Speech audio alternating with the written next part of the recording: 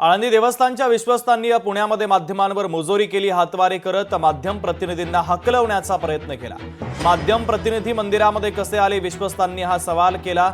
आळंदीतही विश्वस्तांनी अरेरावी केली होती। पालखी स्थळावरून प्रतिनिधींना हकलवण्याचा त्यांनी प्रयत्न केला होता। अशा घटना पुन्हा घडणार नाही याची काळजी घेऊ असं देवेंद्र फडणवीसांनी आता म्हटलेलं आहे। आमच्या वारीचा आणि पालखीचा जो काही मूळ तत्व आहे, मूळ अर्थ आहे, ते आनंददायी अशा प्रकारचं तत्व आहे। ही आनंदाची पालखी आहे।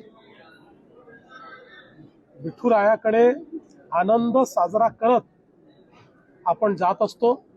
त्यामुळे अशा प्रकारची घटना घडली असेल तर ती भविष्यात घडू नये अशा प्रकारचा प्रयत्न केला पाहिजे। त्याकरता संबंधितांशी आम्ही देखील चर्चा करू।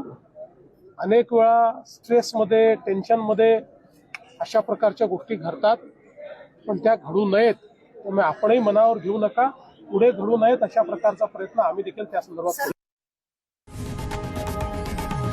लोकशाही मराठी ऐका, पहा, जागरूक रहा।